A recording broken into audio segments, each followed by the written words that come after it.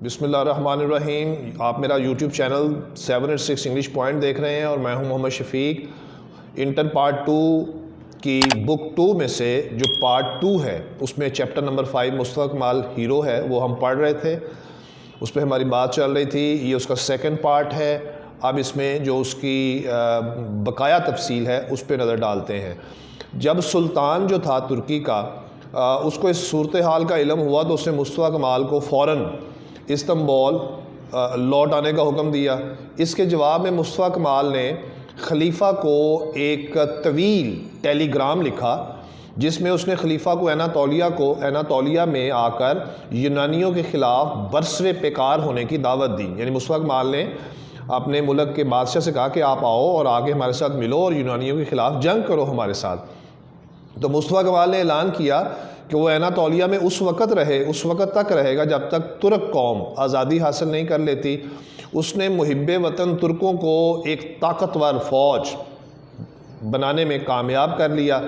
ترک فوج نے اتحادی فوج کو ملک کے اندرونی علاقے چھوڑنے پر مجبور کر دیا تھا، جس کے جواب میں اتحادیوں نے ترک قومی اسمبلی کو توڑ دیا اور استنبول پر اپنا کنٹرول مضبوط کر لیا۔ سرکردہ محب وطن ترک وہاں سے بھاگ نکلے اور مصطفیٰ کمال کے ساتھ آ کے مل گئے۔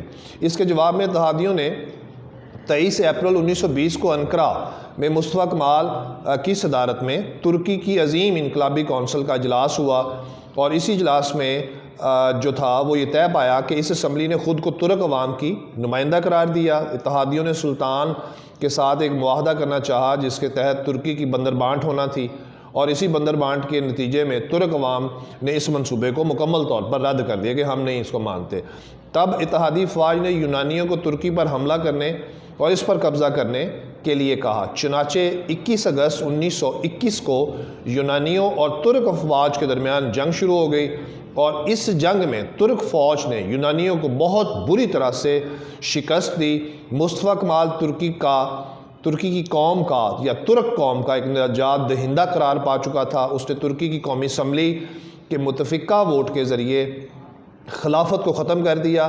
17 نومبر 1922 کو بادشاہ نے ترکی چھوڑ دیا، یعنی ترکی کا جو بادشاہ تھا، اور 29 اکتوبر 1923 کو سلطنت عثمانیہ کا نام تاریخ کی تختی سے مکمل طور پر مٹا دیا گیا اور جمہوریت ترکی کے قیام کا اعلان کیا گیا۔ اب مصطفیٰ کمال ترکی کا صدر تھا، اور اس نے عربی رسم الخط کو رومن رسم الخط میں بدل دیا۔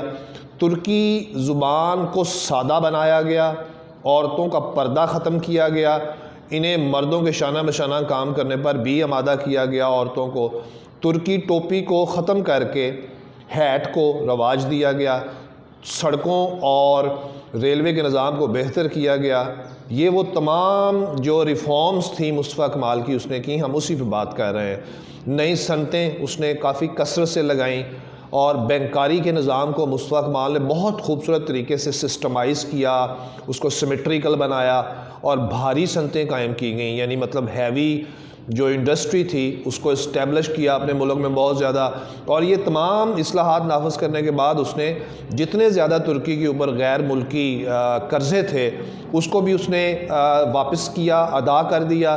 چنانچہ مصطفیٰ کمال نے اپنی زیر صدارت ترکی کی آزادی حاصل کرنے کے بعد خود جو چیز حاصل کی وہ تھی ترکی کا نجات دہندہ، اور پھر چنانچہ ترکی نے چند سالوں میں دیکھتے ہی دیکھتے بے پناہ ترقی کی، اور آج ترکی دنیا کے نقشے پر ہمارے سامنے انتہائی طاقتور، ایک ڈیموکریٹک اور ایک مضبوط معاشرتی سیاسی جو ہے سسٹم رکھنے والا ملک تصور کیا جاتا ہے۔ تو یہ تھا ہمارا انٹر پارٹ 2 کی بک 2 میں سے جو سیکشن 2 ہے اس کا چیپٹر نمبر 5 مصطفیٰ کمال۔ یہ ہمارا آج کا لاسٹ ہیرو تھا۔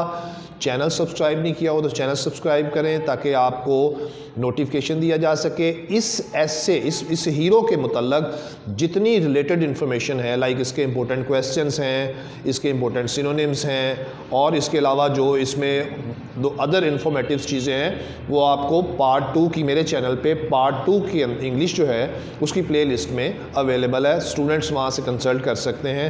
Thank you very much, see you soon, اللہ حافظ، السلام علیکم ورحمۃ اللہ وبرکاتہ۔